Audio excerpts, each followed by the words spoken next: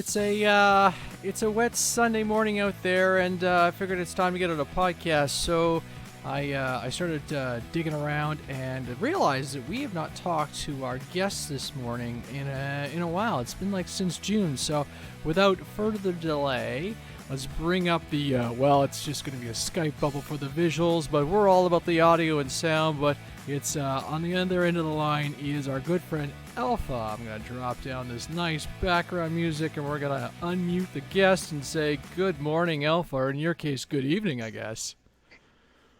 Good evening, good morning. It's all relative, Andre. How you doing? I'm not too bad. I'm alive and kicking, which is better than it's been for a while. So, woo! So we've got a.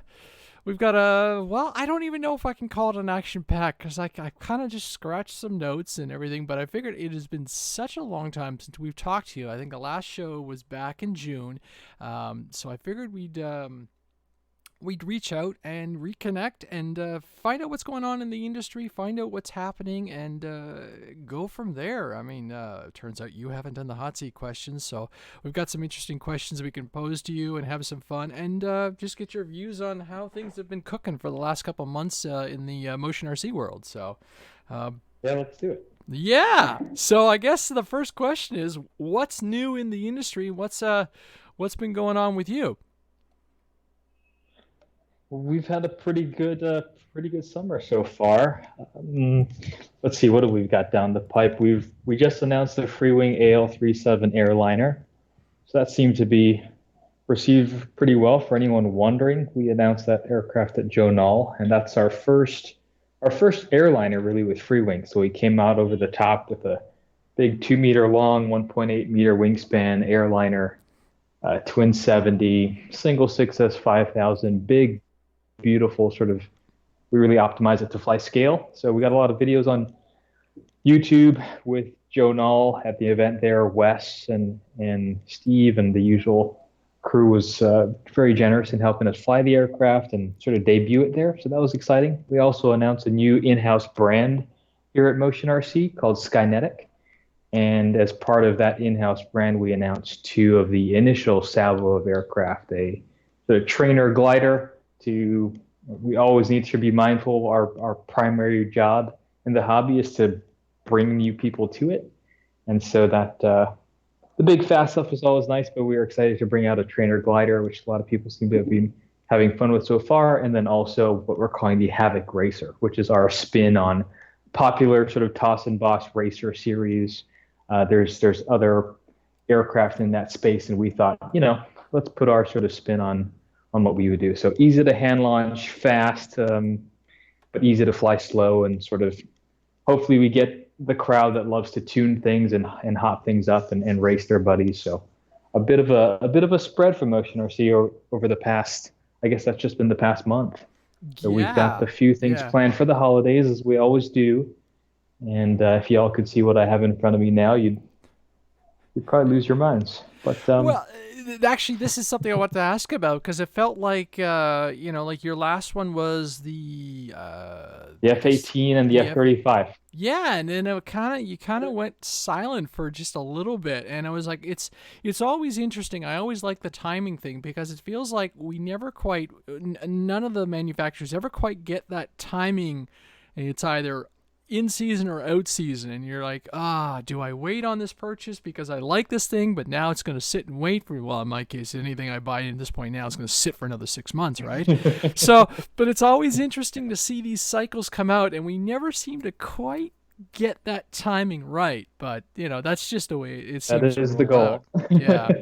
Yeah, I get that. And yeah, it must be tough to, and like you said, then you run into that, and one little 2 or 3 day hiccup turns into a week or 2 longer for shipping and all this stuff, because you get into that time of year where you have to get stuff out over the water, just to make sure it hits your distribution points in time for the holiday rush stuff. So, but I guess I guess it's been an interesting 2019 for you guys, and like we saw the airliner come out, and talk us through that. I should try and find some photos and video for the folks listening and watching live, but talk us through that airplane.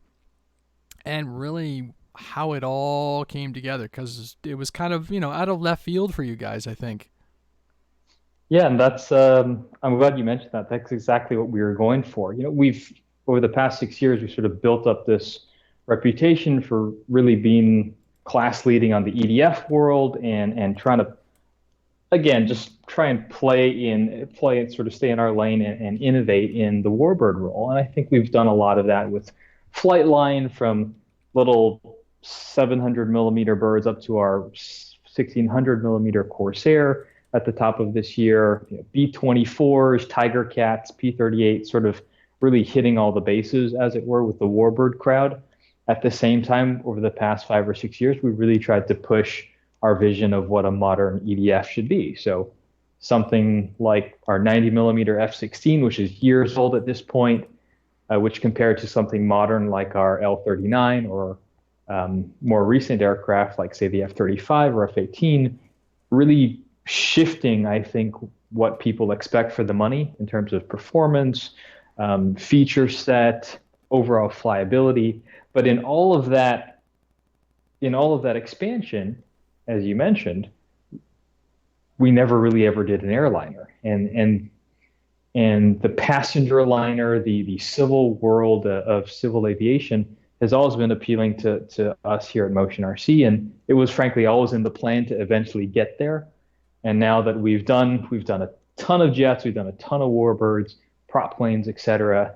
The time was right to really come out and say, as you say, out of left field, and say, hey, there are other aircraft that aren't necessarily weapons platforms that we can do and that we think people would like. Now, the AL-37, a lot of people are already sort of customizing and ordering graphics from Cali and preparing for the announcement of that aircraft. And the website should be live in the next few days, actually, this week. Nice. But in the meantime, it continues again what we really excel at and what we really love to see in our customers, which is their engagement with the airplane, their customization of it, their personalization, and it was a logical step for us. People ask about Concords, people ask about buffs. I mean, the list never ends as far as what they want to see next. But it was important for us to sort of shed light on another category, which is passenger aircraft. And like I think James said in one of our videos, if this goes well, and we think it's going to, like all of our experimental categories, if and when they hit, we deploy more aircraft and are preparing to support that category in future. So anyone listening, anyone watching our content on those airliners, if you like it, if you want to see other things, as always, we're listening. So give us your feedback. How deep were your hands into this R&D of this particular aircraft? Like always, we take it from the napkin sketch in the very, very beginning. We look at our strategic plan over the course of 2 or 3 years, because this aircraft's been in development for nearly 2 years on the storyboard at the very least.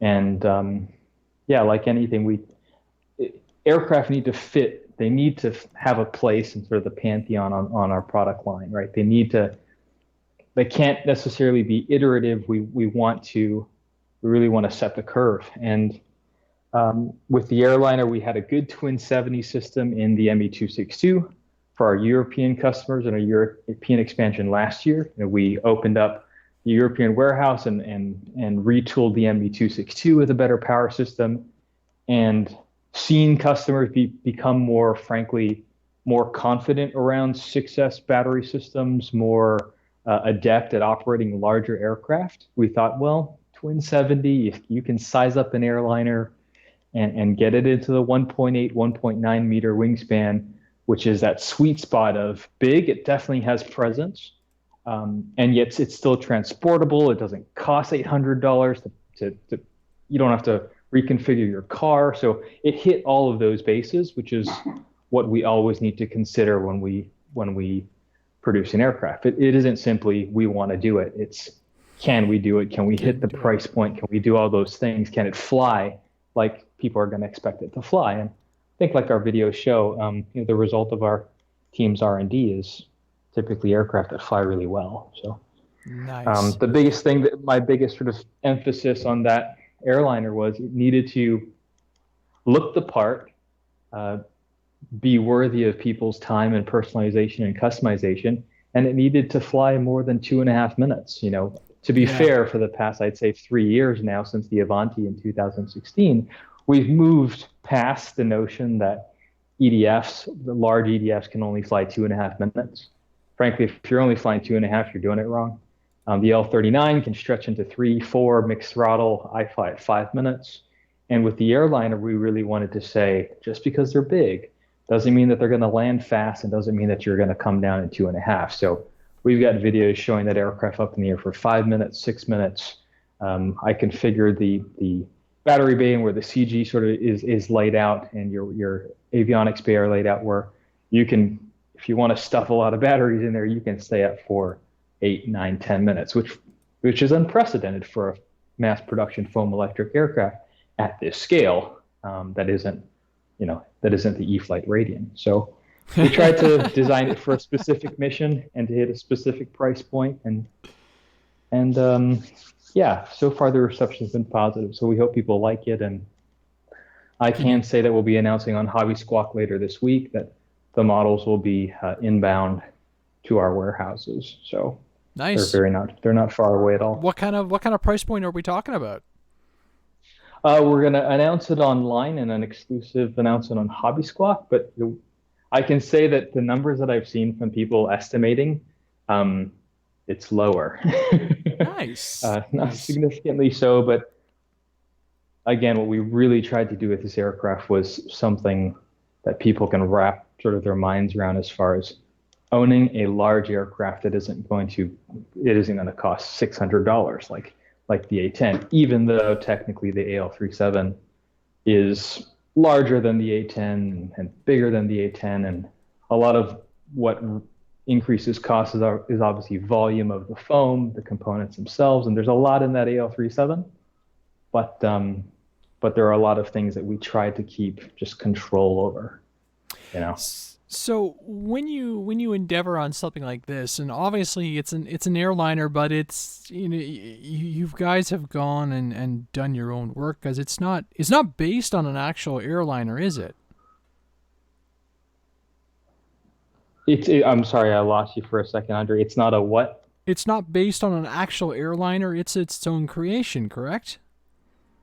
Um, It is and it isn't. I mean, it's no secret that there are only so many airliners in this configuration out there. I'd say we took inspiration from aircraft that are out there, licensing and other sort of considerations, and frankly, the life cycle of passenger airplanes, some of these stretching into 30, 40 years.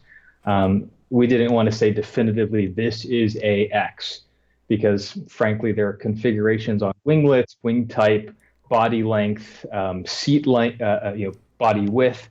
We didn't want to get sort of stuck in the weeds as far as it's a specific variant of any particular airliner.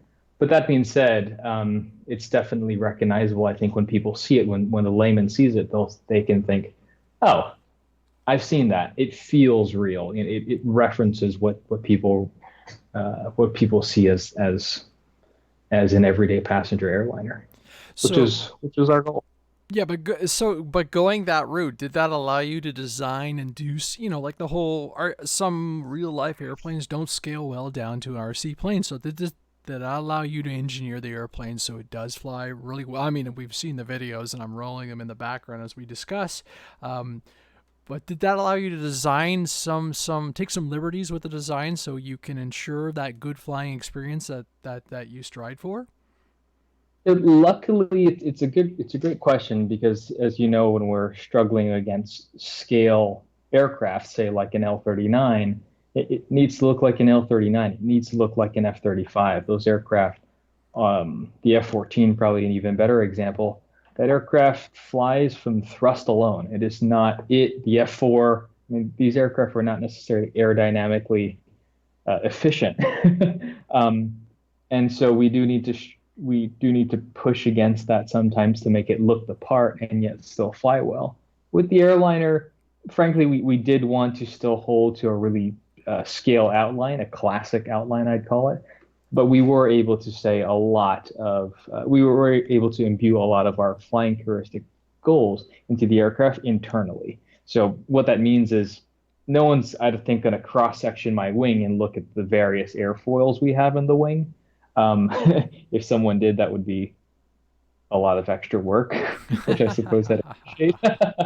but but suffice to say, we were able to sort of get creative. And frankly, it's a bit of an editing process because any airliner is going to have a myriad of control surfaces, right? You've got Fowler flaps and leading edge mechanisms. That there can be a lot going on the wing of your typical aircraft that you look out of when you're landing in at JFK. And in RC, it's really about making it fly well at a price point and at a level of complexity that people will feel comfortable with. So what that means is there's no leading edge slats on this aircraft.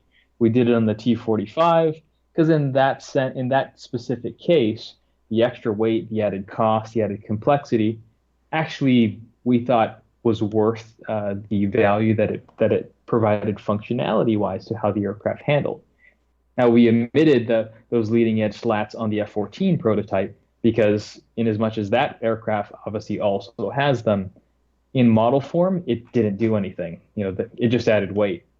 So with the airliner, we took the same approach of, as I always see on Hobby Squawk, we're practical. Our team is very much a practical design team. I'm a scale nut like more than anyone I know, but at the end of the day, it needs to fly well. And to answer your question, I suppose the editing process, the sculpting and sort of crafting process of bringing an aircraft like this to life is really sort of checking your personal preference at the door and looking at the data and looking how that aircraft's going to fly. And if things can stay on, great. If you need to start removing things, so be it. There are some certain things I think by now for the AL-37 airliner and other aircraft in our lineup, there are some sort of things we just have to have. So suspension struts, full house LEDs, all that sort of stuff people sort of expect from us right now. And I think that's a good thing. The industry is sort of, that's the new normal. I remember when electric retracts were just this amazing innovation, or remember when mechanical retracts were such Yes. an amazing Airfield. innovation? People Yeah. were like, Yeah. oh my gosh. Yeah, exactly. The old airfields. GWS had those sort of super, super small mechanicals. And then those became standard, and then electrics became standard, and now suspension struts are standard. Yeah. So we've been able to preside over that elevation of people's expectations, which is fun. At the same time, I need to control the cost, and we've got tariffs everyone's reading about. We've got just, I mean, the iPhones that they made 6 years ago aren't the same price as they are today, and we, like every other industry, are under similar pressures. So not Well, to bore your audience, no, suffice no, to say, there's a no, lot no. going on when you decide what you want to make, how you make it, and bringing that across the finish line. There are just so many variables, especially when you consider that this is a 1.5 to 2 year process, right? Yeah. There's a lot of things we didn't know would happen 2 years ago that have happened since. Does that, So but okay, but does that affect stumps? Does that affect products that you are working on now? Like, do you say, okay, I can do this for this cost, but I know in a year this is going to cost X more? Do you now have to factor that into when you are designing that product and saying we're aiming for X price point because, is this something that you now have to realistically consider? absolutely. I mean, um, yeah, absolutely. I know So I'm asking on the the really one bad hand, we questions don't today. necessarily. No, this is a good one. I mean, because on the one hand, we can't. There is no crystal ball, right? I'm no different from any other product developer in any other industry. We don't truly know what's going to happen tomorrow, or certainly in 2 years. Um, so we make sort of an educated guess or a projection, and we do what we can. So part standardization is a big one. When we in a Freewing introduced the 80 millimeter EDF line, I think it was about 6 years ago now when we released the first F-86. A lot of people said, why 80 millimeter? It didn't exist at the time. And we had our reasons and we just began to push forward. And what helped that product line expand as it continues to this day is we standardized the power system.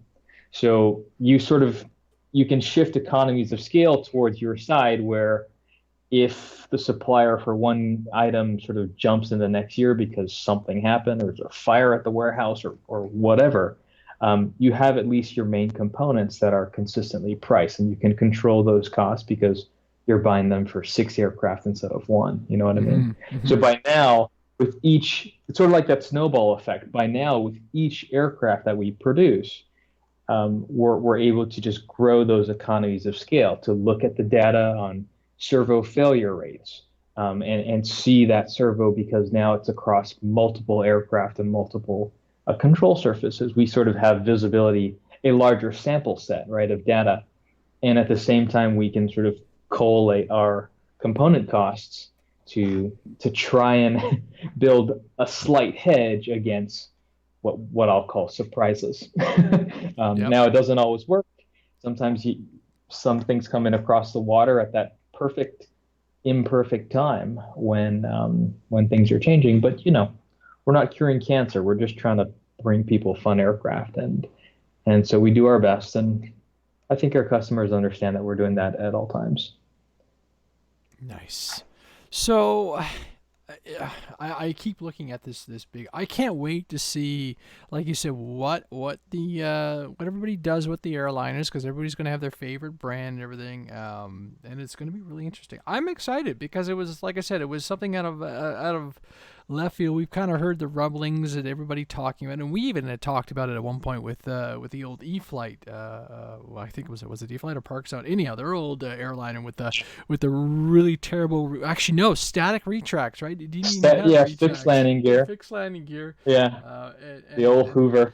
oh yeah, but it's going That's to be mine. interesting. It's going to be really interesting. I'm kind of hoping you've kind of, and we'll watch the market and just see. And I guess an indicator of success will be if suddenly your competitors are not, the other manufacturers start going, all right, we'll do one, So it'll be Yeah, I think that would be fun. I mean, more options for everyone, and I think we have the luxury of being at the point where we can try different things. We did yeah, this with the 80 millimeters. We came out with the F-86, which was sort of a everyone. We're very confident the F-86 was a well-known popular aircraft. People would buy at that price point, and then we made the A-6 Intruder.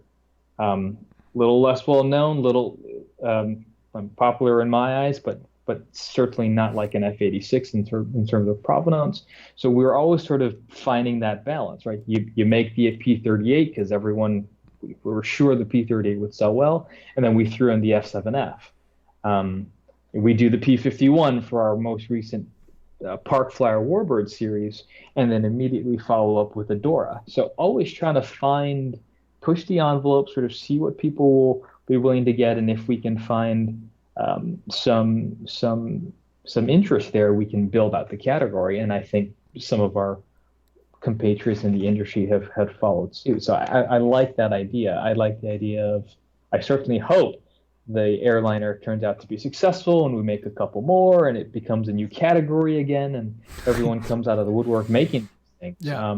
You're I at a think you're at a flying there's a event. lot to be said for You're at a flying event. You need an air boss to land all these airliners, heavy coming in that. one, two, three, four. I think it'd be really, really fun to sort of revitalize that category or any category and sort of see the manufacturer side where I live here in Asia, put the, put effort into revitalizing a lot of these categories. People say they want to buy them. So Hmm. we've seen that feedback and decided we're going to make that investment. People said that they want civil aviation. So we're entering the civil aviation space. We hope that people back that up and assess what we've made and decide to make the investment. If they can do it, then it's this cycle of if we build it, we hope they'll fly it. and that Well, sort of thing. you say that because E-Flight said, okay, we're going to bring back the Carbon T28, and they didn't change anything. Obviously, the price is a little higher than before, but it was I listened to their live stream, and they were talking about how they were trying to save the model, and they dropped the price, and then people were like, and then it went away, and then everybody came out of the woodwork saying we want it back, and but so they weren't able to do any R&D and further develop the model, but at least they were able to re-release the model, right? So it's Right. the market's weird right now. It feels like, but if you can entice them and catalyst, get a little bit of a catalyst going on, you might have something here with the airliners. It'll be very interesting to see, because it's such a cool factor, and I'm sure it looks like in person it has to look amazing going through the air. So who knows where that's all going to Yeah. go. You Yeah, said a that's the point goal. about the Park series, or Dora and everything, and I was actually kind of curious to see how those numbers were going along for you guys. Yeah, surprisingly well. I should say we had hoped that they would go as well as they have, and we're grateful for the customer base again, sort of responding and sort of saying we believe in this category too. We can't all be jet jockeys. There frankly just What? there's not Yeah. enough of us in the industry. There's not enough of us in the hobby to keep any one company alone by making jets alone. Um, so so the onus is really on us to be proactive in finding other categories and making the front end investment and making an airplane that we think people will want. The P-51 is that great example where, look, there are Mustangs in every size you can think of, in every format and every material. Um, but we hadn't made one yet, and we hadn't made one at that price point, and we thought for all of our friends who have a big old jet, they probably has a friend or a brother or a son or a daughter who wants to try an aircraft, and for them, something in the $100 range is going to be far more sensible than $500 with a $100 battery. I don't think anything that we're doing is necessarily rocket science. It just makes sense. You sort of have to. I always say something for everyone. And that really think anyone who would look back at anything that I've ever said or any of our team has ever said on podcasts or videos or Hobby Squawk or RC groups is that it's fairly consistent. You see, as long as we're here, everything is next. People always ask me what's next. Everything's next. Everything. Yeah, that makes Um, sense. as long as we're here, everything's coming next. That's sort of the first maxim. And the second is that there's something for everyone. There's going to be that big twin 80 millimeter super scale jet next year. There's going to be that trainer aircraft. There's going to be that glider from Skynetic. There's going to be that pocket racer. There's going to be there's going to be all these sort of different types of aircraft because this hobby is exceptionally diverse, and that's one of the areas that we sort of celebrate of the hobby. So it shouldn't be a surprise that we're going to change it up from time to time. Well, it's great. It's interesting because one of the topics I want to get talking to you with is the fact that in the last couple of months we've seen replication, I guess, from manufacturers, and it was one thing I was thinking about earlier because to all my friends and fans and podcast listeners in the U.S., you guys have no idea how lucky you are with your shipping options and your manufacturer options and everything, because there are stuff Right. that I drool over. Man, I drool over all the stuff sitting in the Motion RC catalog, but as soon as I look at the shipping prices, it just puts it out. It doesn't make it it doesn't make sense. It's really expensive right now to get anything out of the U.S. I'm finding, so it's like the guys in the U.S., man. If you see something you like, support your manufacturers of choice because you guys are lucky. I mean, tax free, shipping free, and a bunch of options. I'm like, oh yeah, it's Yeah. it's been a bad season for that. They're like, and so I made a couple of tactical decisions based on that fact, and it unfortunately means that unfortunately I did not get to jump on any Motion RC aircraft this year. A couple of the free wings really, really made my wish list, but oh well. But so that said, yeah. have fun of it. But like we'll get into the, later in the show, I think, talking about the F-18s because all of a sudden there are three manufacturers and potentially a fourth that we'll talk about to have a little fun with. That are in there, and like Alpha just mentioned, like they are looking at stuff. Champ is talking about your new racer and the glider and your whole new line, and that made sense. And I think we've been waiting on something like that for a little bit of time from you. You kind of hinted at it like last year that was going in there. So, yeah. Victor Yeah, says, "Am I a it's fan in. groupie or what?" I think you're the biggest groupie fan there, Victor. Yes. My VPN, guys, for anyone listening, my VPN unfortunately on YouTube went down on my laptop, so I'm not able to continue conversing there. But luckily, Skype is still working. I'm Okay, working good. on the VPN to get back in for anyone. Before we move on, Andre, Perfection ZXX, he had asked in chat, have we thought about doing something for the serious modelers willing to pay $1,000 plus?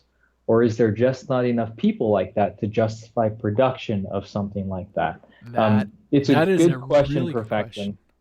question. Yeah, so let me address it now. It seems to come up almost weekly. I actually was just able to restore my access to Hobby Squawk a few days ago, and I want to say 3 or so days ago, posted an answer to essentially the same question. Um, in a nutshell, I don't know, Perfection, if you're talking about foam electrics or balsa. I will say that in Motion RC, we don't just sell airplanes. We've got our scale fiberglass helicopters, which certainly surpass $2,000 once you're all in. We have our balsa aircraft, obviously, which it's going to be rare to top 1,000, but they are there. They're certainly larger aircraft, depending on what type of power plant you put in there. Where, to use your word, serious modelers, we have fiberglass, we have wood. We're expanding those lines rapidly, I can say. Um, if you're asking about serious modelers willing to pay $1,000 plus for a foam electric, I would say we haven't seen a market suitable of sufficient size to support that type of investment. And Hobby Squawk, if you're curious, I'd say jump in there, search for alpha.motionrc, and you can look at my most recent posts. A few posts ago, just from earlier this week, you'll see I go into detail in answering one of our Squawk members there, sort of what is involved in producing an aircraft. And in a nutshell, you take an aircraft you want to do, you run data to see if it'll fly at the size and sort of cost target that you want. You pony up six figures for molds and tooling, um, and then you make prototypes. You fly them a bunch of times. You have to buy a bunch to obviously be able to recoup your investment, add a little bit of profits since you spent a year and a half to 2 years with your team developing said aircraft, and then you divide that by however many you think you can sell within a year or two. And if you do sort of that quick back of napkin math, and it's spelled out a little clearer in Hobby Squawk, um, it's pretty easy to see that the market just cannot support. There's just not enough people who are going to spend $1,000 for a really large aircraft. Yeah. Um, our friends in other areas of the hobby, from turbine aircraft to turbine ARF, model ARFs to power plants to house them. Just you see this. I wouldn't call it a contraction per se in the industry. I would call it just there are so many avenues that people can pursue that you get this at the cost of diversity. You lose, or for diversity, you lose concentration. It isn't everyone's buying dope, not the bad dope, kids. The modeling dope. In the day, everyone had to buy balsa. Everyone had to. You could concentrate. You could focus an industry on a material, on a size, on a power plant. These days, there's so many options for the average RC modeler worldwide to sort of invest his or her money into that it's no surprise that everyone in any given category is sort of seeing this diffusion of interest. So that's why I, again, I go back to perfection. Sorry for the long-winded answer, but we go back to something for everyone. So we've got the big $2,500 plus scale helicopters. we've got the $50 sort of $75 toss and loss type airplanes. So we try to just spread the field there. And I would say that if there is anything that you're specifically looking for, that, again, to use your word perfection, a serious modeler would look for, I'd say engage us in Squawk and let us know what that is. Because, again, I don't think people would have thought that we were listening or paying attention at the very least over the past 3 years when people were saying, why don't you make an airliner? And it turns out that we were. So Mm. surprise, surprise, right? You can never be sure if we're actually going to say, I just saw that guy said that, and according to our data, that's the straw that broke the camel's back, so to speak. And now we have enough data to justify, again, a 2 year, six-figure investment in a given product. So lend your voice; it counts. Nice. And we know from previous conversations, this is just like the tip of the iceberg as far as what you guys are doing and looking and researching and ideas, right? Like the Yeah. stuff that actually makes the market. It'll be fun one day to sit down and go, okay, we could actually probably have a really good whole show about what made it to the market and what didn't make Yeah. it to the market, you know. But we'll save Yeah, that for another it's really. such a spider web. Like Yeah. it's an absolute spider web of there are aircraft that we brought because there are many phases, as you can imagine, across 18 to 24 months of development. There are aircraft that have been parked, which is you put them on the side and you revisit them later. And there have been projects that have been killed along each of those steps. So there's sort of this proverbial graveyard of projects that just it wasn't the time, or it turned out they weren't going to fly it in that configuration or whatever, right? And there are models that the A4 is a great example. We started developing that as a 70. We found that it just this is 5 years ago, we found that it just didn't fly like we needed it to with the power systems of the day. So we decided to park it and wait until the 80 millimeter series had really matured. And lo and behold, it did a year or two later. We revised the project, upsized it to 80 millimeter, and it turned out to be one of the biggest hits of its release year last year. So timing is very important. So this the strategic assessments of when and how much and how many, all of that sort of stuff that goes into the business behind what people see is one of the things that I think we really try to get right, because you can't get it wrong too many times and stay alive. Mm-hmm. Yeah. You got to be consistent with your decisions, and so far I think we have. I think our customers are also really good at keeping us honest, and if we're straying and or deviating, they make no bones about letting us know, which we always appreciate and invite. So it Yeah. very much is a, you gotta stay alert. All right, so I think it's a good time to jump in. We're going to talk about some of these F-18s I've seen recently because, Yeah. I'm a Canadian boy. I actually, if anybody watched my social media a couple of weeks ago, I posted a news clipping, and geez, I must have been like 10. That tells you how old the Canadian Forces F-18s are now. I saw the very first one land in Germany back in the 80s, okay? So I've always had a fond place in my heart for the CF-18, and it was funny because you guys rolled out with your 90 mil, and I was like, oh, and it was just timing was bad, and then Horizon rolls out with the FMS rolled out with their 70 mil, which was kind of like, oh, it's a Super Hornet. I don't want the Super Hornet, and then we get into E-Flight releasing theirs, and all of a sudden there are three F-18s in the market, and I'm kind of like, you know what? I use Going that back to options. the comment I just said, we are extremely lucky and in a really good time right now where you can basically, you may not be able to, in my case, a free wing is not going to happen because unless I'm willing to pony up like a huge amount of money for shipping, but I can still get my hands on an F-18. I think that's the biggest important thing right now is that we have this variety that I don't think we had a year or two ago. I mean, you had some of your classics, the F-18, the F-16. Everybody had the F-16. A few Hawks, Mhm. right? The Hawk is a popular model, but now it seems like we're starting to see some duplication in the market, which good and bad. What do you think?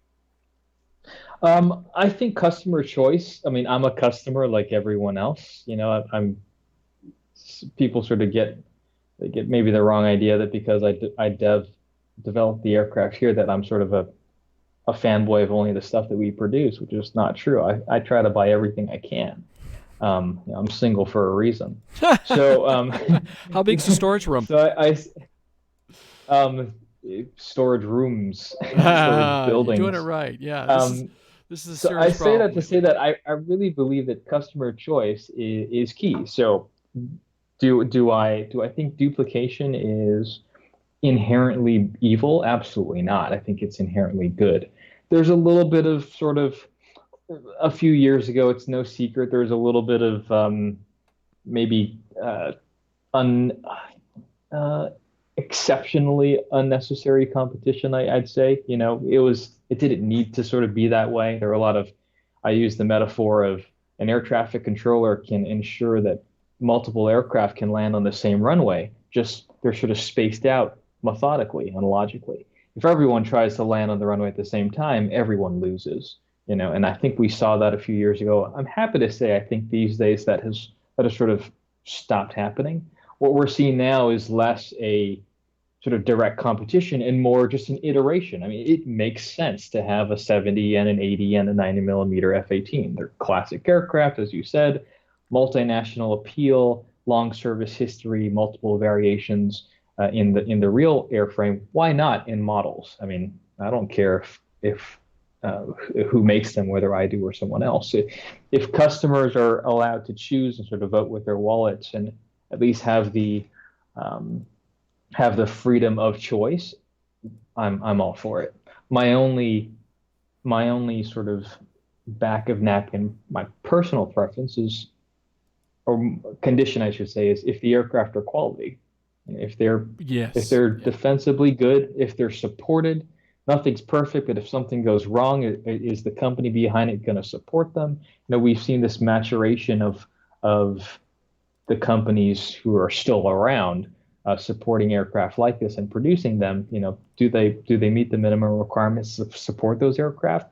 As long as the answer is yes, I'm all for it. And happily, I think it's fair to say that a lot of manufacturers these days who've now weathered the post-drone culling, um, have sort of matured. We've matured in our processes. We've tried to learn from our mistakes, and um, and I think in that sense it's a good time to be in the hobby. As long as unfortunately people like you don't have ready access to products, that's a bummer. But that's a call for UPS and FedEx. I mean, they got to help us out. Yeah, something. Yeah, and it's only it's really unfortunate that I think it's only gotten worse. Looking at some of the prices, and it's it's not that I don't have options. It's just I have to pick what I want, and it is nice. And like you said, there's just enough of a variation to warrant something different. I mean, the 80 versus the 90 and everything. Actually, and it was. I mean, in my case, I full on went and I picked up the F4 80 mil from Horizon, the E-flite, and that's my first real EDF 80 millimeter EDF experience, and it flew really well. Unlike the free wing, its battery bay is really small, so it's interesting in the sense that, and to the comment about the $1,000. Well, you know what? You can go buy a $500 EDF 90 millimeter and drop in 4 batteries, which I think is the sweet spot for flying jets these days. If you got 4 packs, and you're at $1,000 plus your receiver, you're at $1,000 like that, right? True.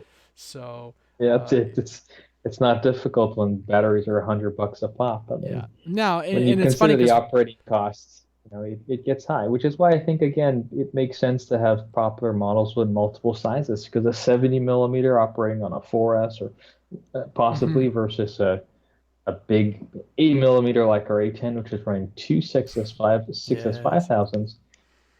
You got to have some price separation in there. So we can't do it all. So might as well have other people join in too. Yeah, it's funny because, and I've said this before. I have three sizes of batteries right now, and I'm considering getting some 6S5000s for next season. But I kind of look at airplanes now. I've done what you've talked about as a manufacturer suppliers. Like we look at a battery and say, now you can fly this, and so I'm like, okay, these aircraft fly in this one. I now have two that fly in this one, and I'm trying different. Yeah. I've had, honestly, Alpha, I've been really happy with the last quarter of the year because I've flown my jets. You know, there's a couple I wish I had flown yesterday, but it was a bad day for yours truly.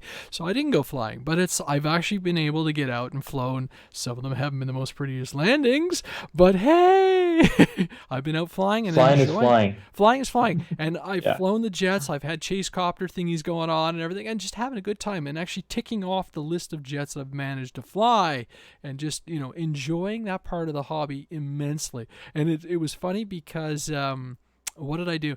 I went and I flew one of my one of my big high wings, and it had been such a long time since I had flown a tail dragger that the takeoff was terrible because I wasn't ready for the prop Rudder. wash to move the back end around. And I was like, wow, I've been flying tricycle gears so much and gotten so used to landing that even the landing was terrible because I came in with the back end down versus the front end, and it was just funny. It's like, all right, I'm not flying a jet, I'm flying a tail dragger. I gotta land this thing just a little different, but it's funny that way. So yeah. And it's almost like you're maybe rediscovering the joy of flight, I suppose. I mean, troubleshooting, figuring it out when I was alone, figuring out, wait, why is it doing this again? That's that's Right, sort of the right, best right. part of the hobby because we're learning, right? I do sort of try to fight against complacency and sort of I fly every day.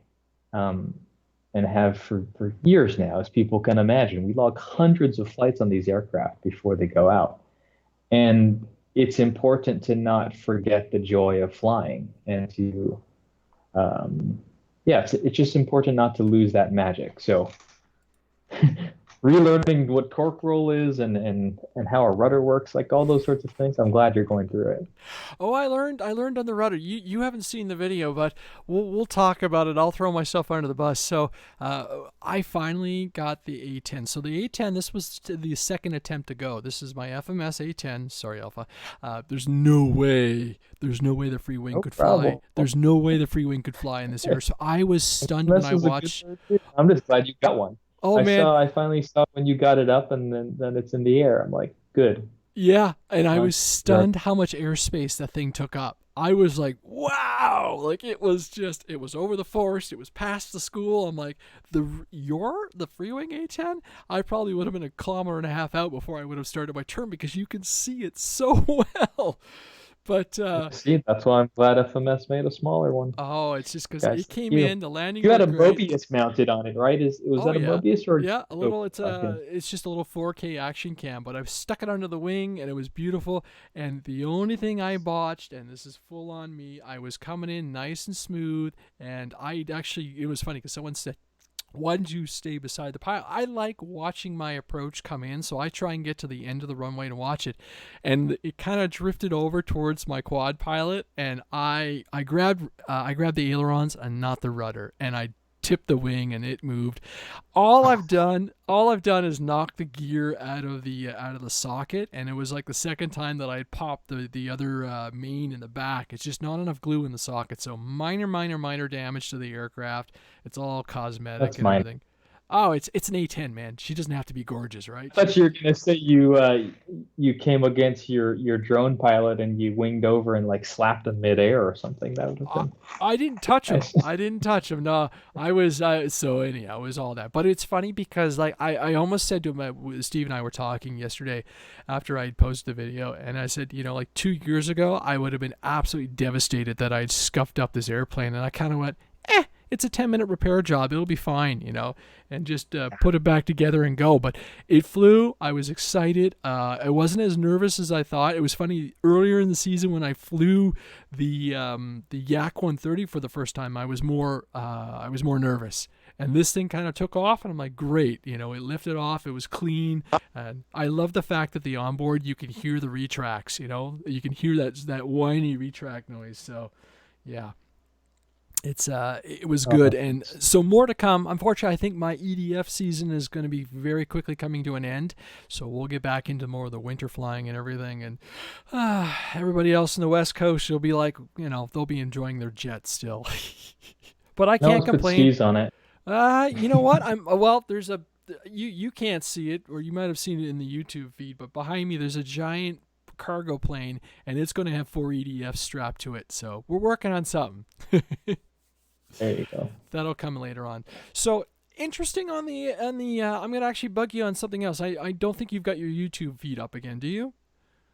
No, I don't. I'm cycling through three different VPNs right now, trying to restore access. All right. Well, So I either can't I way, can't see YouTube. If okay, I'm gonna describe something else that's been going on. Really cool. So our friends at Flight Test have been working away with a gentleman named John Oversteer. And a couple months ago, if you watched anything from Flight Fest, Ben Harbour put up a giant, I mean huge B-52, and used what we call the BDF, the band ducted fan. So basically 6S, a 6S multi-rotor a copter, so like a 1750 kV kind of thing, spinning a Hmm. three-bladed 3-inch prop on 6S, and basically built a cowl, 3D printed it, and made a low cost version of an EDF. Now, what we've learned from this technology, it's hugely dependent on air throughput. If you restrict this at all, the motor burns up and poof, right? Magic smoke. However, aircraft are flying, and what's really interesting, and I think you're gonna like this end of it, the cost on one of something like this, and if they hold out and the durability hold out, right, the cost of the motor and ESC are basically on the cost, like it's what you would pay for a 70 to 90 millimeter EDF fan is what the whole assembly is costing, ESC, motor, and prop. So I don't know if it's going Hmm. to help the industry. I'm not sure, but it might be something that might snap on and be useful for you in the future. Like I said, super dependent on airflow. So if you do not have enough airflow, you burn that motor up. But it's pretty cool. So I'm going to be playing with that stuff in a little bit. But do you see something like this helping your industry down the road? I think I think it's foolish for anyone to say that emerging technologies don't have the potential to help or advance the state of the hobby forward. So I think it'd be equally foolish for me to be able to have an answer and say it'll benefit us in these ways. I can say that we're always looking, always testing. Being in Asia, being so near to Hong Kong, where people sort of do really wild and zany things because of the lax restrictions here. We can sort of keep our ear to the ground, as it were, with new tech, new ideas, new methods, new materials, new production methods. Uh, we've been 3D printing our test propellers, for example, for 3 years now, sort of a thing that we were able to implement, and that's vastly accelerated our production process. So it doesn't necessarily need to be a technology, something like this one would be, where it innovates on the consumer level. It could be a process innovation. It could be a new anode material in batteries that decrease their internal resistance or increase their capacity or their lifespan. All of those different types of Oops. What happened? Oh. part of where I say, for people listening who have those types of ideas, and people have come to us saying, I have an idea, what about this, what about that, would it help your process, would is this something that could be mass produced? And we give each of those an honest look. A lot of those haven't sort of passed all of the tests, just because it is a very stringent, there's a frankly a very narrow window of cost. Supply is a huge one. An idea may be great, but if you can't get someone to consistently produce a certain number of them and warranty that production, everything falls apart. So it's difficult to sort of take an idea throughout the entire process to where the customers see it at the end. But that isn't to say that that hasn't happened. I'd point to the sort of democratization of gyro receivers these days as a perfect example. Gyros used to be this magical thing.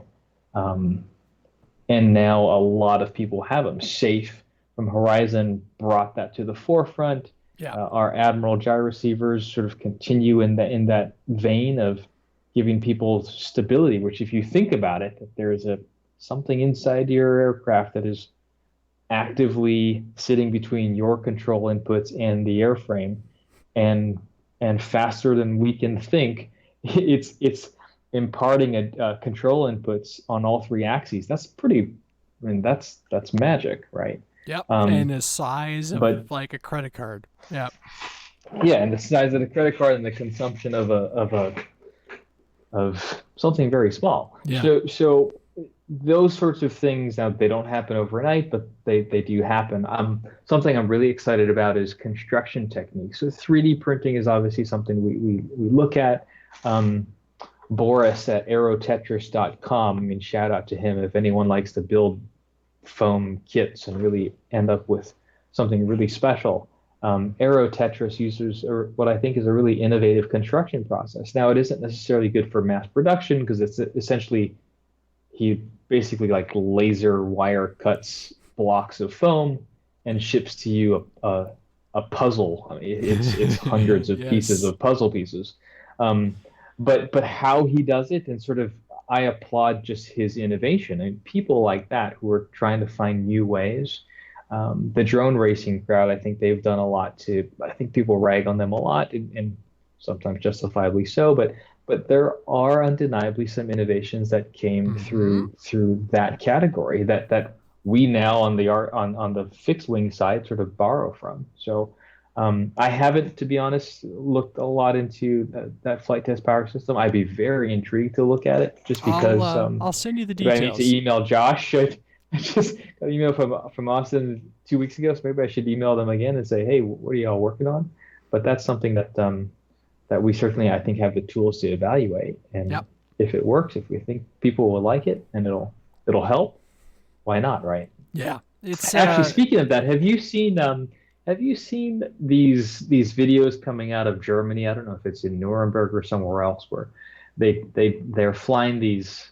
I saw the other week, I saw a Corsair. It was probably 1.8 meter or something. It was significantly large, and it was an indoor aircraft. yes, It had yes, folding wings. It had yes. big old scale prop, retracts, and flew like a whisper. It was aerodynamic. I mean, it is so impressive to Yeah, me. the indoor So flying, I don't know what kind of magic they do, but super lightweight, that's giant that's prop. also magic. It's all Yeah, yeah. Lift is magic, right? Well, and but that giant four blade prop, and they're just putzing around inside, and there've been yeah, airliners too. So I'm like, yeah, they must be like pumping them yeah. full of helium. Yeah, I'll admit that there's an airliner video that a really Yep, famous one of yep. an airliner doing sort of touch and goes and sort of dragging his wingtip in Mm. in that sort of gymnasium space that they have there in Germany. That's one of the videos that really crystallized in our mind. We need to do one of those. We need to do one that flies slow. There have been airliners out on the market, but they've either been too flimsy, or they've been too heavy, and their wing loading is just they don't wheelie like ours ended up wheeling. But it was really videos like that. So watching, it doesn't necessarily need to be a technical, tangible innovation, just the inspiration of us seeing that video, and that young person, whoever developed that aircraft to fly in that way, in that video, inspired us to really say, let's bring that to the masses. So in that way, we all sort of benefit, right? It's a pretty neat process how that all works out. Yep. All right, man. It's time for some hot seat questions. I think we're gonna have some fun. Was We that a never actually. bell? That was a bell, man. Okay. You know what? I never really I used the can't see the bell. video and I can't see YouTube. I just hear a bell in Ding. the Yeah, background. Tinkerbell. Okay. It's funny because we never actually really do the hot seat questions really well because it always turns into a really fascinating conversation. But I enjoy them because everybody gets to hear a little bit more about what's rattling around in your head as far as the industry, the hobby, and then you as a pilot. And then I guess we should. I Yeah. should actually. Before we even get into that, and I have 41 questions this time. Helium is not magic. Sorry, I'm reading comments. Um, um, what are you flying right now? What's in your wheelhouse right now that you are enjoying flying besides your R&D research? What did you fly this weekend?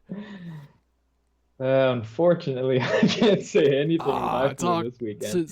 You're working Um, again. Ah, jeez, Alpha. I can say I flew something really fast. I flew something just unfairly large. I flew something, well, it wasn't that small. I flew something smaller. Yeah, I'm the wrong guy to ask, unfortunately.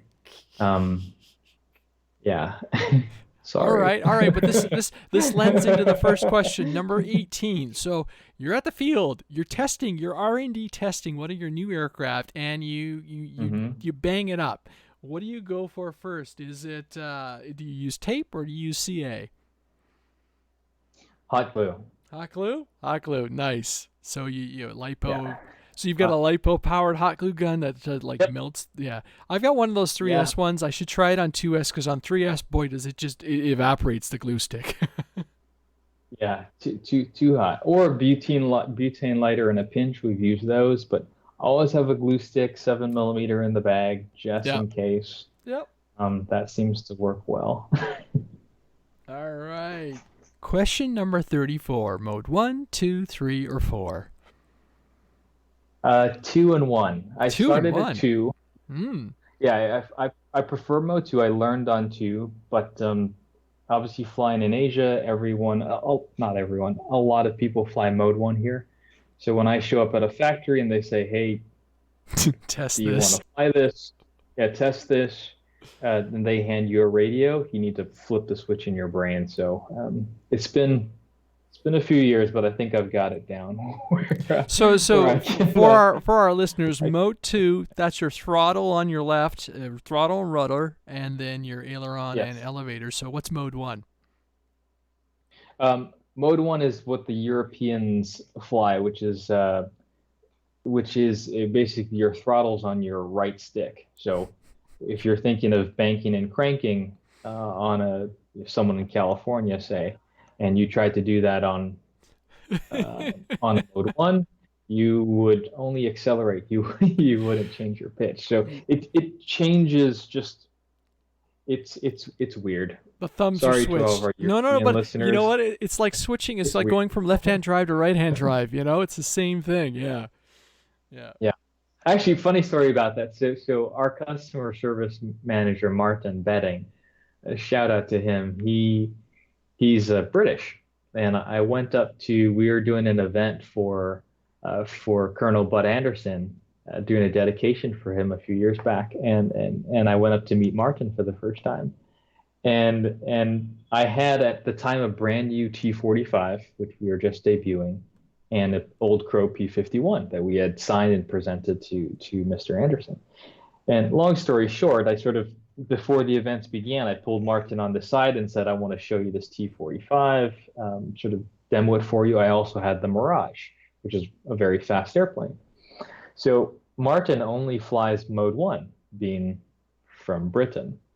And my radio was set up for Mode 2. So he, champ as he is, said, "No, I got it. I got it. Just take it off and then hand it to me." So I have the only, at the time it was the only Mirage and the only T-45 in the country. And the very next day I'd driven up to Sacramento. The very next day we were going to do this sort of demo for these people who were expecting us to be there, right? And basically it was one of those do not kill the airplane situations. And the worst thing you're going to do is give it to someone who doesn't fly that mode, because, and certainly not with an aircraft that's doing 110 miles an hour. But to his credit, I took off, I handed it to him, and he went really high and looked at it and sort of, fiddled with the sticks and reprogrammed his brain in real time.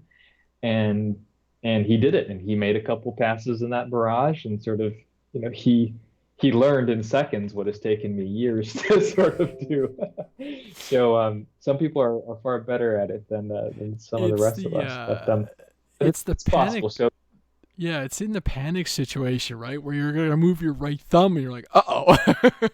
That's not doing what I Yeah, yeah, expected to do. Yeah. it really is. What I used to slope as well, like remembering that your rudder is not your aileron is not your rudder for certain aircraft that are set up like that. It's just, you never know when someone hands you a radio here. So, Yeah. um, That's funny. Yeah, yeah. It's something you want to test on the ground or ask. Yeah, yeah. And I've, it's funny. I've done that always too. ask. I've done that too, where I've got it's a just a simple 3 channel, and I've caught myself where I've come into land and I've instinctively started dialing in rudder on landing and realized, oh, this is not doing what I wanted Yeah, to do because there is no rudder, yeah. right? It's or sorry, the rudder is slave to slave to the aileron channel instead, and I'm like, oh yeah, right. Hold on, Yep. because well, whatever. When I Yep. do it right, I do it right. But when I do it wrong, I scuff up an A10. Ground testing is our friend too. You're right. Yep. All right. Question number 12, because we're not doing this fast enough, unfortunately.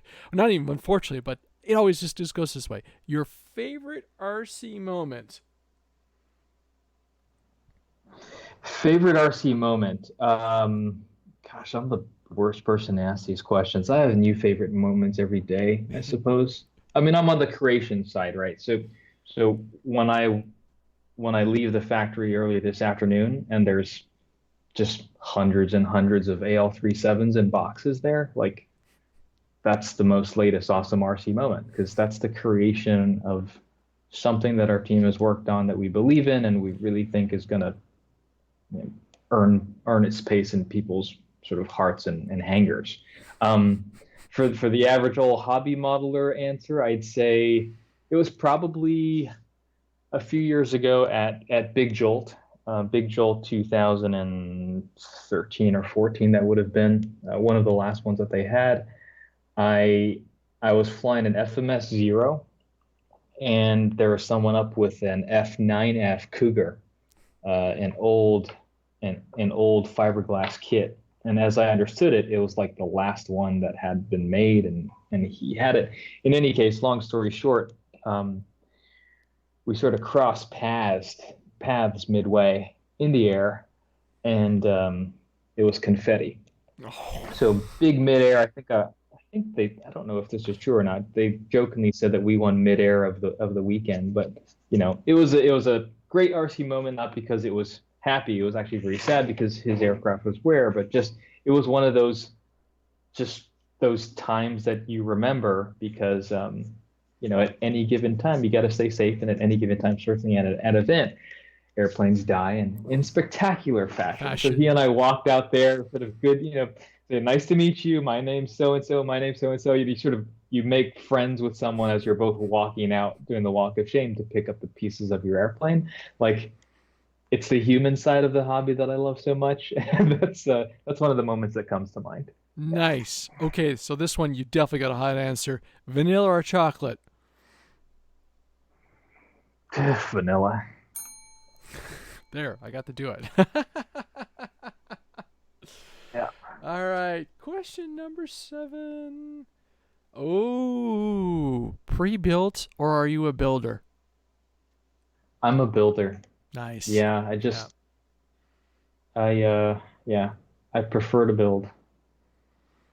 Well, and even I'm going back. I'm playing with foam, but I'd love to do a balsa kit, but they're just for what they are, where I fly, and even maybe into the next year because I've rejoined my flying club and everything. That I'm going to eventually, do something that'll fly a little differently out there. Maybe even get the gas eventually. But it's kind of what I'm not making any concrete plans for 2020, but we'll see where the wind blows me. Right.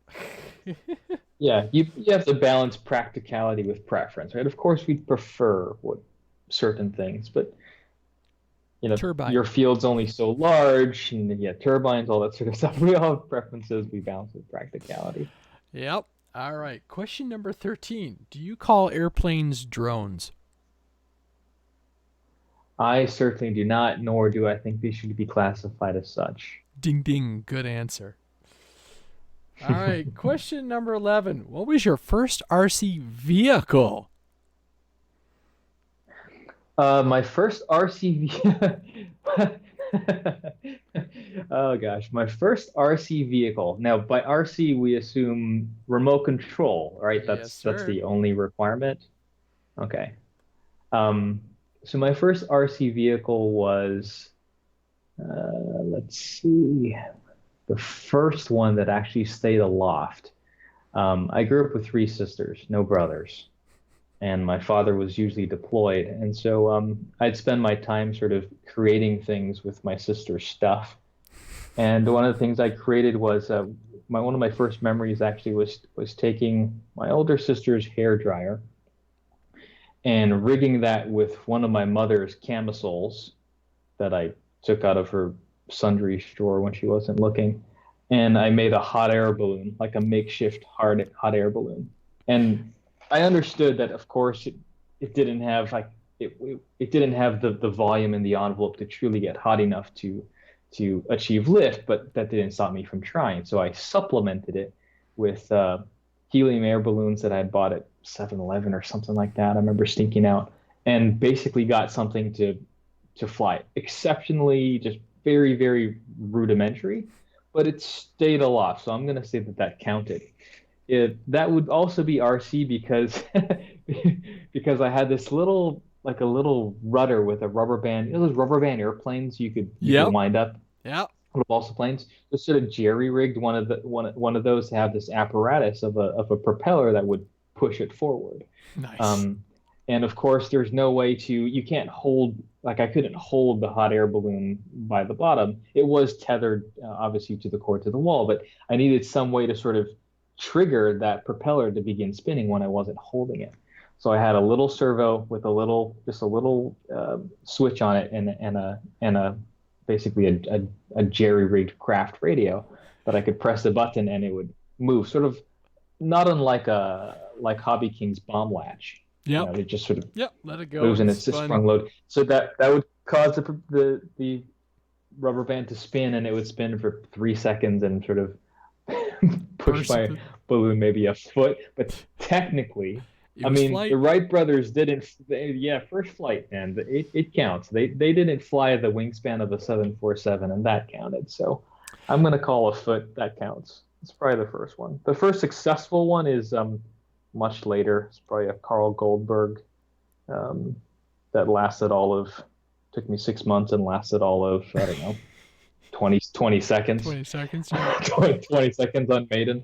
As you mentioned, torque roll. You know. Oh, fun, fun. um, I Uh, was 9. I hey, it wasn't paying happens. attention to Yep. dynamics Thumbs. class. Thumbs get working after that. You actually struck something an interesting question. Has there ever been a desire to produce like a Zeppelin like RC aircraft? Absolutely. Yeah. Dirigibles is one of my favorite words to say, and also one of the favorite concepts that I like to bug Mark and Tom with from time to time, saying we should do a dirigible. Um, we've done the math and sort of looked at what it would take, and when you're talking about an envelope or what people would call the balloon, right, the tank, um, to fill that and maintain it with helium, there are sort of examples of you'll see sort of professional grade dirigibles inside inside the Staples Center or some sort of sports venue. Mm-hmm. But for the hobby modeler, they need to be large enough where they have presence and authority to move around. Um, but not so big that they're impossible to transport and you're not carting helium with you to the field and filling tanks while you're there. So that unfortunately sort of makes dirigibles fall in this weird area where you can make a small mass produced one that would probably be better suited for indoor flying, not unlike like the hobby goldfish I remember seeing at Hobby People years ago. But yeah, it's something that I would like to get to if we could find a way to make it practical for people to buy into. Neat. But wacky ideas, I'm the wacky idea guy. I want the Dragon Rapide, you know, I want the Zeppelin, I want the weird things that celebrate aviation history. So, Nice. Nice. All right. Question number 36. Corsair or Hellcat? hmm. Are we talking operational history or No, model just preference to fly? model preference, man. All right. uh, you know, I'm gonna have to say Corsair. The longer tail tends to. Was that another bell? Go ahead. No, I want to hear your explanation, actually, why you prefer it. Everybody says it. The poor Hellcat gets no love. Yeah. Well, when we're talking in the context of a model, visual orientation is important, and there's something very distinct about that gull wing when it moves through the air, moving past you. It looks unique, and and that both feels good and actually helps in orientation. So, the practical matter, I like that element.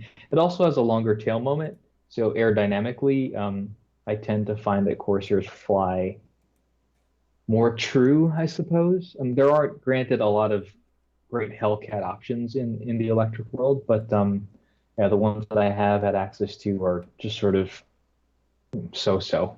Um, you also have the very practical limitation of landing gear stance, right? If you want a big scale prop like I prefer, then then you need a gull wing, which is of course, as you know, the real reason why the Corsair has a gull wing. They Yep. needed to give it that standoff. They couldn't have long legs. Carriers needed short legs, et cetera, et cetera. So they shortened everything up and needed to droop the wings. The Hellcat obviously didn't have that, and so it does suffer from sort of long leg syndrome in model form. I'm sure if you had a 1/4 scale and you built it up right, you wouldn't really have those stresses. But you know, at the sizes where I think we're talking about, it's just it's going to be a more persnickety model. So as a daily flyer, Corsair. Cool. Also, I make a really great one. So Yeah, I had the pictures up while you were talking, so everybody got to see a nice snap of the Flightline 1600 millimeter Corsair, which I think I would still go with the birdcage over the bubble top. Question number 9: what is your favorite radio brand? What do you fly with right now? well, that's a great question. Behind me, actually, I have one, two, three, four, five, six, seven, 8, 9, 10. I have 12 radios.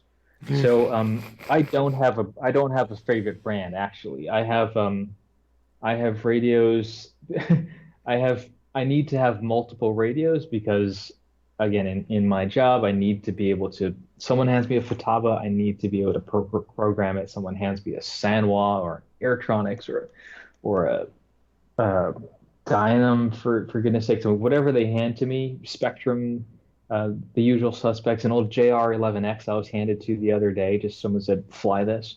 So I don't have a preference or brand. It's just if the radio worked, frankly, I'll use it. I'll program it. Nice. So you don't have a favorite right now that you would, that your primary radio? Nope. I have labels on the back of all my radios with the project names of projects we're developing. So it's whatever we're flying for that day. I look at the back of the radio. I'm like, okay, I need this radio flies those two, and I need that other radio because that flies that other one. James Radios just are to me they're tools. If yes. the tool does the work, I'm satisfied. If I sort of think more outwardly as a RC consumer, the brands that are the best supported are the ones that Yeah. traditionally have had, my support. I Nice. was a big JR fan when they were out. I just felt that they were always there. Airtronics actually for a time were really well supported, which is why people like Brent Hecht and Chris Wolf still fly Airtronics. For a long time, my buddy Tony Accurso flew Airtronics. So Spectrum obviously is out there. A lot of people know about Spectrum, Mhm. and we're a proud Spectrum dealer. Fataba as well. What I think I'd actually give a shout out as well to a lot of the Asian based radios. I mean, there's no doubting that models like the Turnagys have sort of brought in that drone crowd, and they've found their place in fixed wing. So now Mhm. I'm an equal opportunity guy. Nice.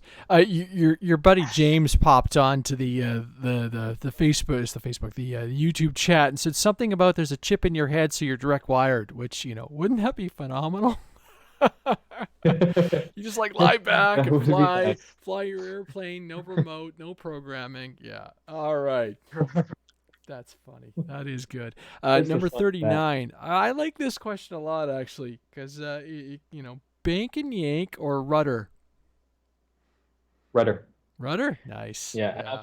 absolutely. I'll qualify that by saying it depends on the aircraft. There are some Mm-hmm. aircraft Mm-hmm. which are more fun if you bank and crank them. I'd wager to say that at Joe Knoll, when James was there 3 weeks ago, I'd wager to say that people doing the combat, like the RC combat, no one's finessing the rudder to to yaw the nose over. I mean, it's bank and crank and throttle and prayer, Dive and and I and mean it's that's yeah. yeah, it's just to try and hit something, and that's fun for me. When I'm trying to, again, a lot of this, unfortunately, just I can't separate the sort of product development from the hobbyist these days. But I need to see how the aircraft flies Yeah. with all of its control surfaces, and Yeah. I do believe that in as much as modern aircraft don't necessarily need to be flown with rudder, we've got a lot of technology in these things these days with gyro receivers and whatnot that do a lot of the thinking for you. I still strongly, at least for my students, I used to have, would encourage them, learn how the aircraft flies with just you and it first. Then you can Actually, get creative, well, okay, you okay. know? So I'm gonna ask you, Alpha, as a pilot, when you fly these airplanes, now and you're saying people are dropping your receivers, but when you fit up an aircraft on your own, are you putting in something with a gyro, or do you just fly it the way it's supposed to be, throwing a little bit of, set up your rates and a little bit of expo and go? Yeah, I'm a big fan of gyros and what gyro receivers have done for the hobby, but personally, I prefer if I crashed a plane, I want to say I did it. I do lots Yes, of aircraft, and I'd yes, rather say that was me. Um, the less Now, obviously, when we fly in the context of prototypes, there's a lot of telemetry sort of modules and yes. sensors on these things, and so there is a lot of complexity. But programmatically, in terms of your control surfaces, it's you and it, and the fewer Hmm. devices between you and it, I think, the better. Yeah, There I'm right certainly there are with you, man. aircraft that I think benefit from gyros, like a B-2 bomber or something like that. My old LX absolutely benefited from having two of those on board, and it did enhance the flying experience. But most conventional aircraft, if we're honest, don't need those things. They're nice to have. And by the Yeah. way, for the record, again, I think what gyros have done for the hobby is excellent. I don't. Yes. No, I I've got agree. buddies with $20,000 turbines and Cortex gyros. More power to them. That's a big investment in the Yeah. sky. Yeah. Put as many gyros in there as you can. It's just I like the idea of technology as something that enhances our skill set, not supplants that skill set or Cool. entirely replaces that skill set. All right. They shouldn't be Question crutches. question number 4, and this is so nice. It links in really nice.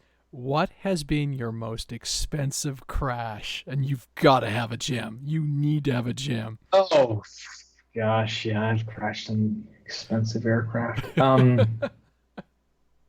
Yeah, I do a lot of dirt naps.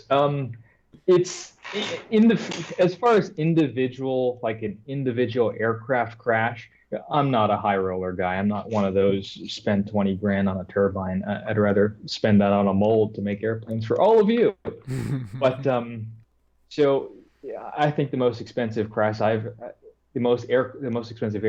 ever put in the dirt was, I don't know, probably my Spark. It was a 12S Spark. So a couple grand, maybe 3 grand or something if I put all the Tamjet stuff in it. So, um, but it was a good crash. I mean, I don't regret it. It was a good death. When we talk about the most expensive sort of crash, most expensive just period, we really need to talk about developmental aircraft. So when we do prototypes here, when you make one, you eventually make others, but when you just have one, you just have one. That aircraft is incredibly valuable because it constitutes all of the development to date, all of the math that goes into creating that prototype, and it's staying on track to give you that data through subsequent flights, verify that data so that you can then move to the mold phase so that you can then move to production so that you can hit those delivery dates at that time, like we talked at the top of the call. I mean, all of that is dependent on that aircraft staying alive for the first 100 flights. Um, Now, if you kill it, especially I'd say with like the F-14, which I killed on flight 3, you start again. Mm. You have to create a new prototype. It's just you weren't able to verify that math, and because you have just enough flights to have a partial data set, it now becomes potentially conflicting with new data sets. So all that to say is the most sort of, I would say, impactful. See what I did there? The most Yeah. impactful crash was killing the F-14 prototype on flight 3 because it set us back probably, I don't know, 6 months. Um, which, Oh. when we talk about money, you talk about delivery times and Mm-hmm. competition, all that sort of stuff, that's significant. But that was also a pretty, I'd say that was a good crash. I mean, No, I that don't had to mind make crashing as long as they're no. That had to make one heck of a sound too, because it's not EPO, Twin right? 80 and it's a big aircraft and we were sweeping the wings and one of the wings decided that That's right. That's yeah, it right. wasn't gonna. And in subsequent flights, we were able to verify that the aircraft will fly like the real one. It'll fly with one wing out and one wing in. Yeah. But the transition speed at the time was too fast, and the aircraft just it began to buff it. It Oh. spun out, and because it's made out of CNC, it came apart midair. Oh. Which uh, yeah, it Oh. basically spun itself to pieces in the air. So it would have torqued the nose off, and you probably would have lost all your vertical stabs and everything. Oh man, that. Yeah, it shed everything like a dog, like a wet dog, shaking water off. Just everything was like. And you didn't have video for that, did you? Um, I we might. I don't know if we, I don't know if we got video of that particular one, but I would need to ask. If That we would did, that would be James, if you're stunning. listening, just remind me to look in the archive and see if we can pull that up. And this is 6 years ago now, Well, but this is it. This is it right now. it'll It's be just a worth looking. gem. It's from the I just archives. remind, I just Do the whole Volt Door thing and the everything. archive. Yeah. All right. Yeah. Speaking of that, we're actually planning on some of that in the coming week or two. We did a model aviation article of how it's made, sort of Mm-hmm. walking people through a few months ago the process and working on a video to pair with that. But in the meantime, we're gonna continue the idea of sort of letting people peek behind the curtain on what we do. Good. So Good. looking at Hobby Squawk, just subscribe to our YouTube channel because James and I are working on something to just sort of show some of the destructive testing we do on some of our aircraft. We thought it'd be a bit fun to see, for example, rolling the AL-37 inverted with the gear down, like that type of stuff. I would do The that. I'd do inverted gear that. pass on the AL-37 or pushing up to fly figure eights. That's also pretty fun.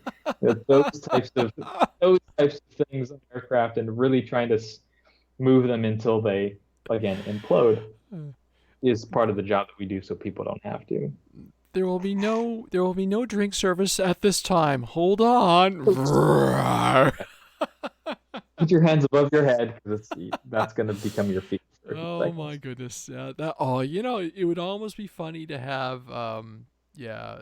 Actually, what was interesting when James and the crew released the video for the AL the airliner, there was no I was expecting an onboard camera, and I don't think he strapped a camera onto the wing of that airplane, which was really unfortunate because I bet it would look awesome flying through the air getting that long nose Yeah, silhouette.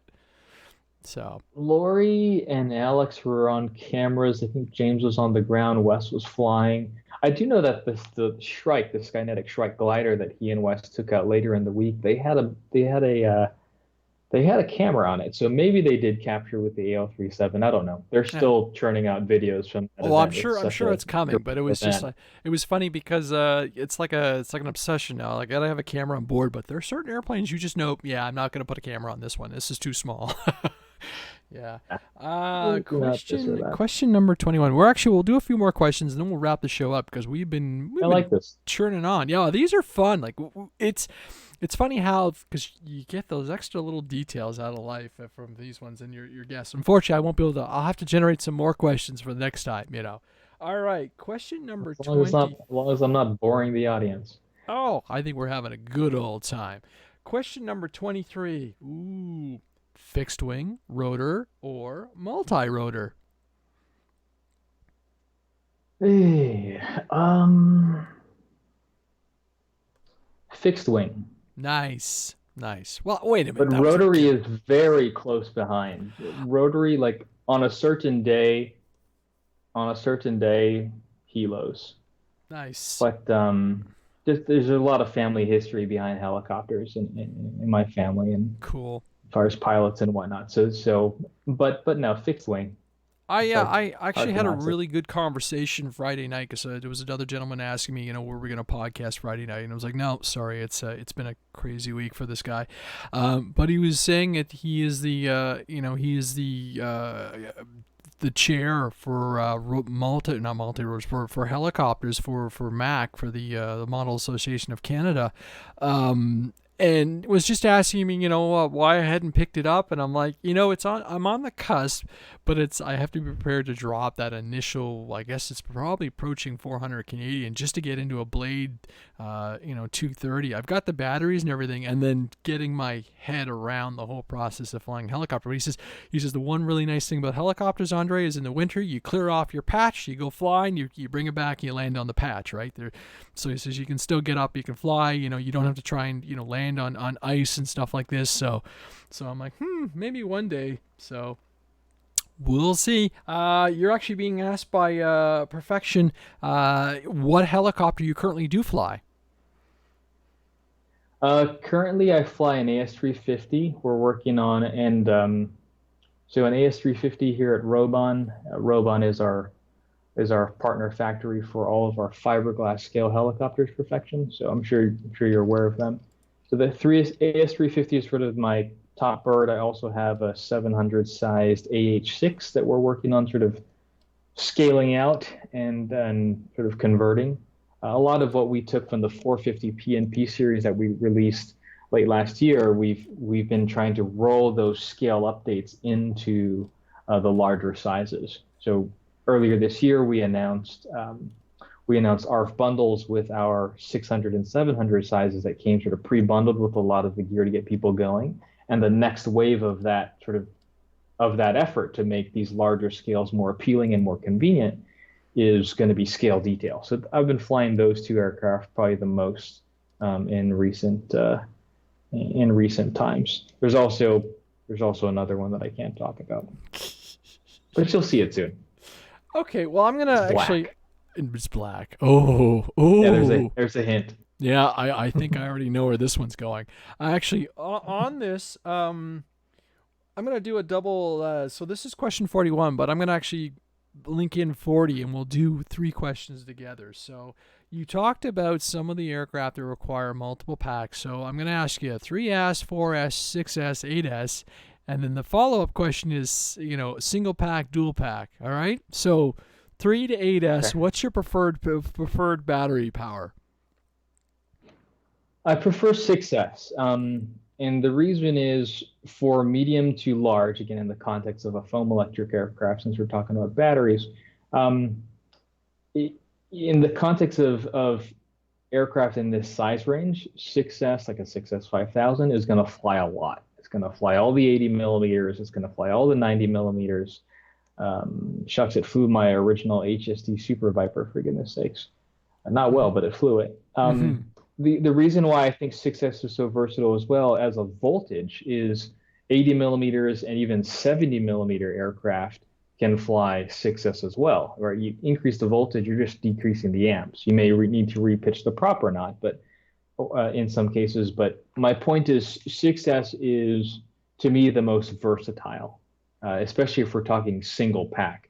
I can run a 6S 2000 on a 70 millimeter F104 and run a 6S 5000 on a on our F22 Yeah. and really have two completely different flight experiences.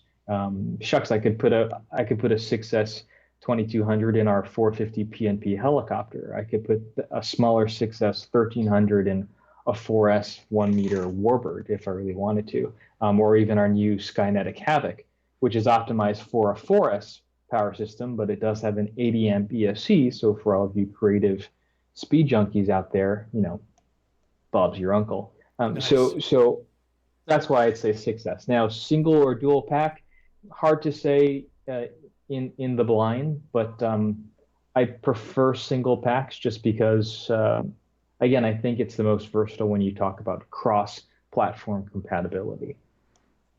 Cool. And it's funny And I'm all about not because having one of each of 20 different kinds of batteries in my battery box. yeah. And it's funny because I'll tag into question 41 here in a second, but this year for me, it's really been 3S or 6S. I really haven't flown a lot of 4S aircraft all of a sudden, which is like the majority of the warbirds because suddenly I just jumped in the Mm. jets. And that became very prevalent. Now I'm going to need some nice 4S packs, and I really noticed my poor 3S 2200s are absolutely just dying.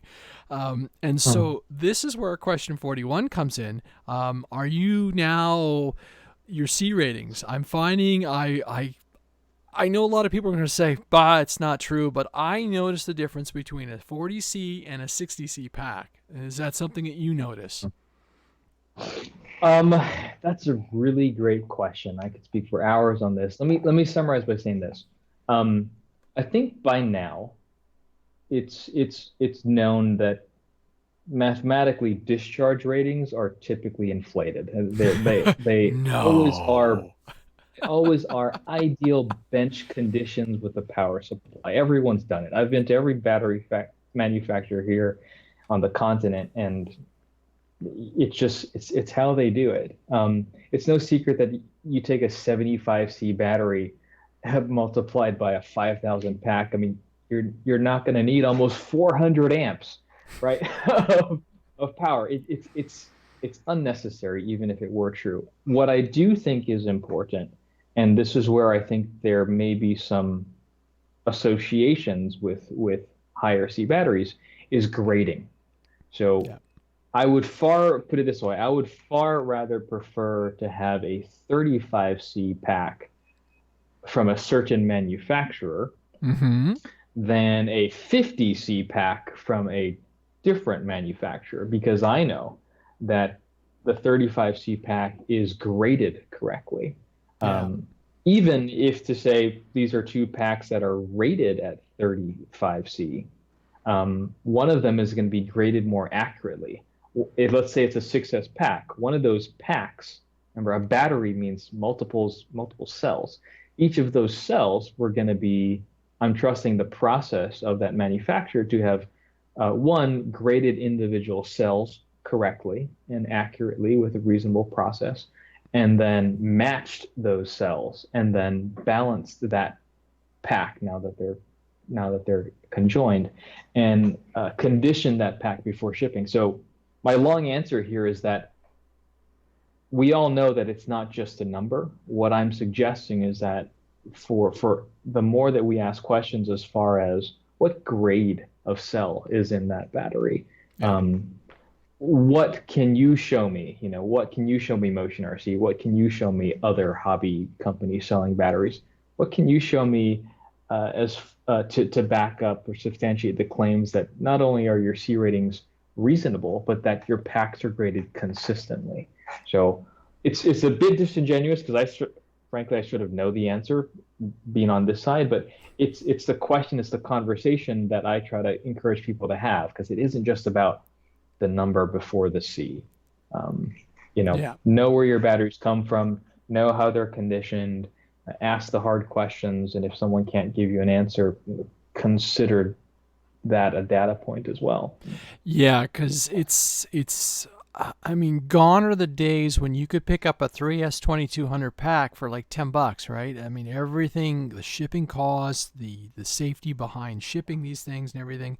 So, and especially when you jump into the 6S and we get asked a lot, people who are looking from the outside going, I'm considering getting my first EDF. And I'm like, okay, things you need to know, things I learned the hard way. Chargers have to be up to Yeah. snuff. And you want a really good set of batteries because you don't want to be dropping $120 on a battery only to have it last a season, right? That's just, Yeah. those Or are a new things. house. That too. Some really good bags, good battery For protection, good everything. battery protocol, and everything. You take care of these things, Yeah. you watch after them, and everything, right? And then finding, like you said, finding that choice brand and finding batteries.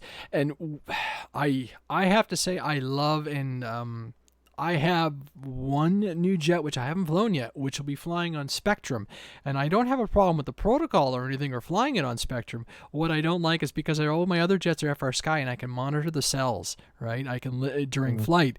So my radio, I don't care about total voltage. I care about that one pack that's going to drop down to X voltage, right? So when I'm flying, I'm listening to the radio call out the lowest packs, and like, okay, midway through, if it starts screaming at me 3.7 or whatever, I know it's just because I've punched and I'm midway Yeah. through my 3 minute clock. I'm envious when you tell me you have a jet that there's something that can run 5 minutes on an EDF. That's like, geez, that's a whole other couple of laps. Right. Right. but Right. but The it's all this. telemetry is one of those things Oh that's so important, right? yeah. In giving us visibility on safety, because it all comes back to, I think it's to me, it's the basics. It's um, uh, battery bags or some sort of safe charging apparatus like the Mm-hmm. bat box or what have you, Mm-hmm. and throttle lock on your radio. Yeah. Those two things people sort of overlook. And how many times have we seen the guy saying, I've been flying for 25 years and I just lost a finger. Don't do what Yep. I did. That Yep. sort of thing. It's those sort of two preventative measures that I think should be on the tip of all of our tongues when we're talking to new people.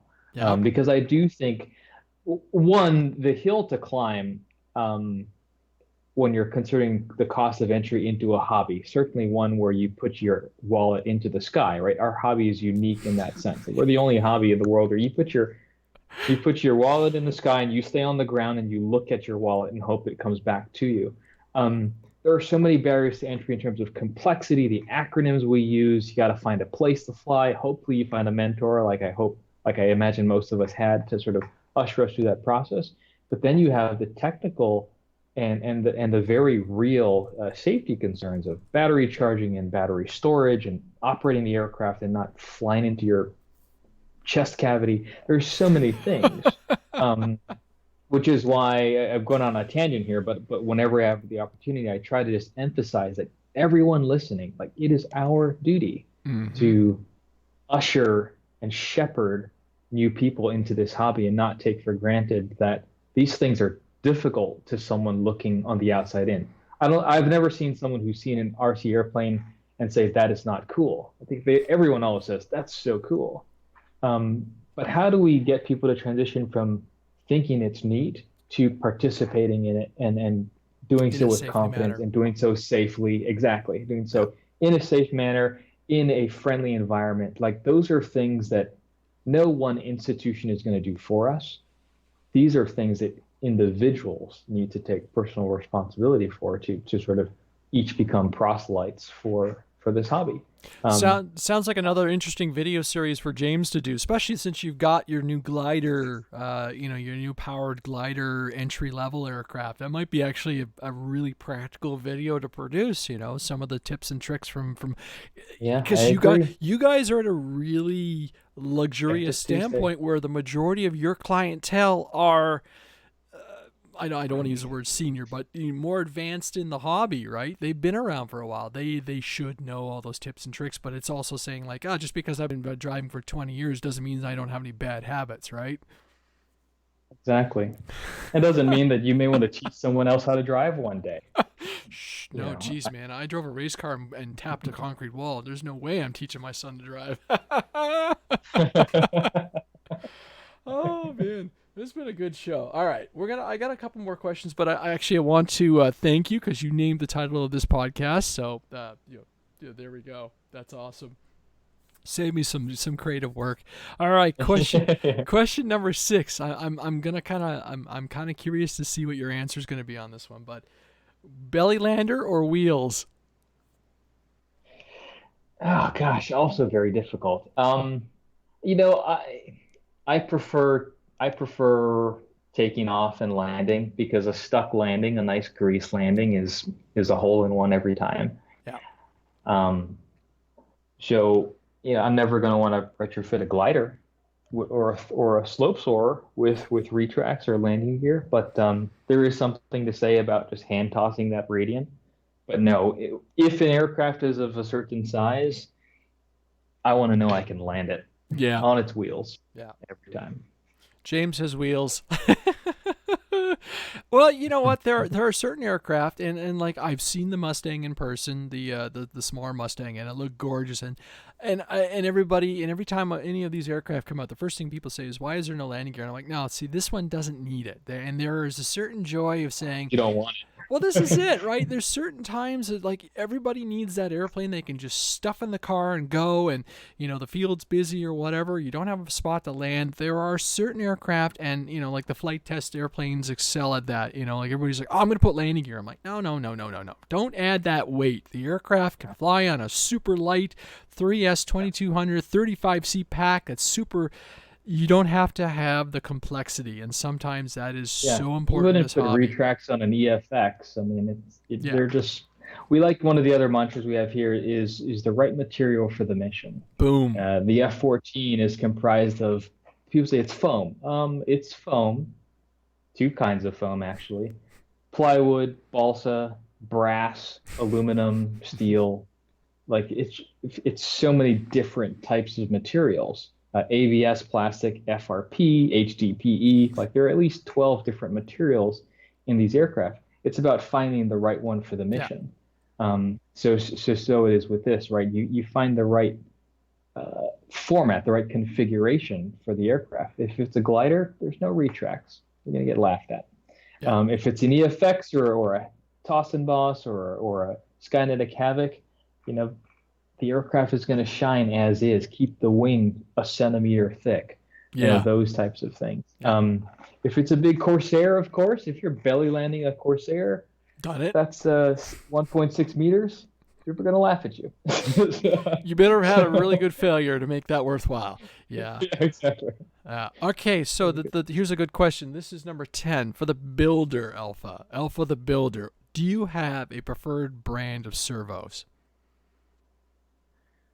Ooh, also a good question. I love these. Yeah, gosh, that's a tough one. Or do you just go to the Savox. factory and raid whatever you can find? Yeah, it depends, right? I mean, a personal project, I usually use a mixture of what I have on hand. Strangely enough, it isn't necessarily by brand, but it's actually by servo. I have like a couple of old Futaba servos, 20-year-old servos. And from crash to crash to crash, they live on. Um, it's rare that I'll buy a servo full retail. In recent memory, it's probably Savox just because it's in certain airframes. There are certain configurations of servos that aren't made by, say, Emacs or sort of the mid-grade servos. So you have to go big. Um, but I'm trying to think of a servo that I didn't like. I mean, I think the high. Here are my sort of top three favorite servos. I'm going to answer this question again, but in a different way. The HXT 900, Yes. right? See-through blue. Everyone knows that servo. High-tech 65 HB, Ooh. not the MG, Yep. just because, Wait. just memories. Memories. Also, the HBs tend to have a tighter mesh, at least in my experience. So, Okay. uh, in certain instances, they didn't need the MGs. Um, let's see, probably high-tech 645, I'd say. And then, yeah, any Savox that's above 42 grams would be a preference if you're going into turbines or whatnot. Yeah, Um, a little bit more grunt, and so yeah, I mean, yeah, it's funny the scratch build. It's all like the 9 gram nylon, right? But I've been burnt before by a simple nylon servo. So if I know I'm experiencing, well, one, if it's a wing, Metal Gear right away because I'm only relying on 2 servos to keep me in the air. mm, But a lot of yeah. my bigger builds lately, I've been going with the Metal Gear just because there's just that little extra protection. Yeah, you're giving up speed and weight, but you're not likely to, have a nylon gear failure in flight and lose a servo. Yeah, you don't want to shed servos. That's bad juju. Um, Spectrum makes good ones as well. I mean, it depends as well if you're talking your sort of size of scratch builds towards something that's going to need like a high voltage setup. You know, you're running like a I don't know like a S3172 SV or something. It, again, back to the whole notion of the right material for the right mission. Yep. I think specking servos, the art of sort of selecting servos, slight off topic here, but the art of selecting servos for a build, it's one of those things we don't see a lot on the P&P side of the hobby because again, people usually don't need to. Yep. If they're thinking about swapping out a servo on an F18 or something, they'll go to the old standards, find that their favorite high tech 17 gram or 25 or whatnot. But really looking at I remember browsing servocity.com for days, just looking at all the different choices that are there, and finding something that's going to fit your airframe. I don't know if a lot of people do that these days. In fact, it surprises me that there are so many different types of servos out there because yeah, because it seems almost unnecessary, Well, if not okay. unnecessary. On that end of it, here's a hypothetical It seems question I have then. in production quantities for all these servos. Yeah. Well, okay, so here's a hypothetical question for you. So you've got your airplane, you've blown out your right aileron. Will you swap if you can't find the match for the left aileron? You know the same. Will you swap the two of them out, or you'll just slap whatever you can find into the right aileron? It depends how long I want to keep the airplane. Um, to be perfectly honest, in foam electric that's under 100 miles an hour, I probably, if for the aircraft that are mine that I purchased with my own money, which are a lot of them, um, yeah, I'd ballpark it. I mean, I wouldn't swap both servos. Is it something I would recommend for other people to do? Probably. It's one of those. The beauty of the hobby is we all make our own personal sort of risk assessments. You know, is this a far enough distance to range test? Sure. You know, Sure.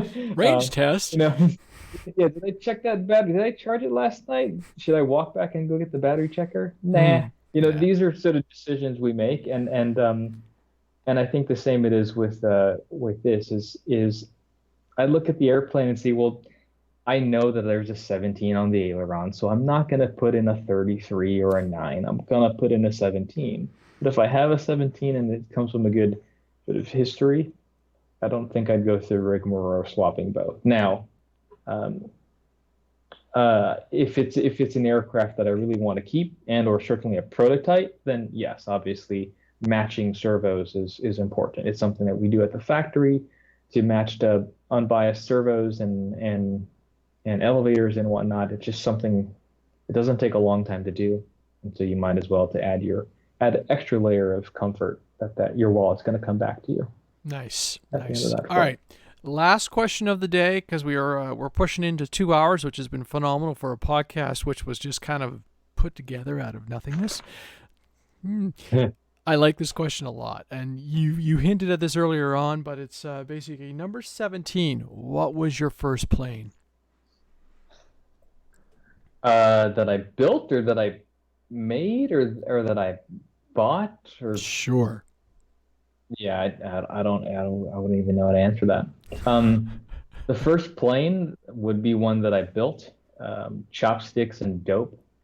I bought it at Hobby Company many moons ago. The first sort of kit that so that was what I consider a scratch build. We call it a scratch build these days. It had a Cox 010 on it, tiny little thing, but it flew. The first I'd say serious kit that I remember putting together was that Goldberg. Um, That lasted 20 seconds. had a yeah, it had I want to say that was a 40 or 46, and yeah, it lasted 20 seconds if that. Now I did salvage the engine and rebuild and went back and got more sticks and all that, so it flew eventually. Um, I think it lasted two flights or so, and then I killed it again. I think I tip stalled it. But the first composite, yeah, was probably probably a K&A L39, I want to Okay. say. Nice. First sort of scale composite I ever did was Jet Hanger Hobbies from Chris Wolf. That was, I don't know, 2003 maybe, 2004. I can't exactly remember. Yeah, so each we sort of have those milestones, as it were. The first one you built, the first stick, the first electric. I Yep. remember getting my first foam electric, I want to say, is the multiplex. What was that thing? It was either the Dogfighter or the Starship. Not the Nice. Starship, what they called. Oh gosh, it was a Canard. It was a fantasy scale twin pusher based on what I want to say is like a. It was a Boeing concept. Gotcha. I'm sure someone in the comments will remember, but it was a twin prop pusher with a Canard on it, and I killed that one really good. But it was one of those early foamies, when people are like foamies and subsea packs, and then what's thunder power? Just I remember that, which of course it was only a few years ago, but it seems like A forever ago million now, years. just Yes. Yes. Yeah. basically the advanced. But subsea packs in foam and charging your NIM so hot that they almost like are melting the foam in some instances, and trying to fly a battery on a receiver pack from a gasser because I hadn't quite figured out voltage requirements or ampacity just yet. Just yeah, my I don't know if I'm even answering your question. It's just all these this flood of memories comes back to mind of just cutting my teeth, trying to make something stay in the air longer than a paper airplane. Um, Nice. it's that journey that I love, and I think all of us have that story. We all have those people that we met. We all have the memories of the places we went, walking the line and sort of saying, is this a hobby I want to get into? We've all remember looking at our bank accounts and browsing Crying. websites, talking with a wife, yeah, all that sort of stuff, right? And and then we all remember landing for the first time, and we all remember just, you know, I don't know, going out again this weekend. There you go, Um, man. it's Nice. cheesy, but that's Nope. what we're here, right? That is We're doing. exactly it. So I think that sums the show up really well. So yeah, thank you for everybody who paid attention and on during the listened to during the live podcast. Basically, stay tuned to Hobby Squawk this week because they're going to talk about that airliner release, which is something that was just asked about. The Yes. Starship by Beechcraft, to answer your question, Alpha. That's who the No, no, multiplex was modeled after. So again, yes, yes. yep. The Beechcraft Starship, the one aircraft. Last final shout out. Any of you who would love to go to Hobby Squawk and post your support for me to make one of those, that would be excellent because it's one of my personal favorites. I can't seem to get anyone to say they want one. but I do. um, yeah, Beechcraft Starship. Thank you to whoever mentioned that. I Yep. still can't see YouTube. No, it's all right though. We had a really good show. Thank you to all our Patreon supporters. Again, if you guys want your RC After Hours stickers, go over to our RC After Hours page on Patreon. There's a little how-to information on so you can submit your info to me so I can mail out some stickers. Maybe Alpha, you should send me your address over Messenger and I can mail some out later on this week. A lot of the U.S. guys who and gals who registered with us have been getting their stickers. Thank you, John, for doing my U.S. end of it. I'm taking care of all the Canadians and the international end of it. So that'll be my this afternoon's little tasking, just to start putting stuff and licking envelopes and stamps and all this other good stuff. So I'm Andre Alpha. Thank you so much for coming on the show and having a good time Thanks, with us. Andre. Yeah, and we'll talk to you Always a again. pleasure, And my friend. exactly, we'll talk later on. We'll have to get you on in a couple more weeks when you got some new goodies to show us. So again, I'm Andre. That's Alpha. Have a fantastic week. Thanks, everybody.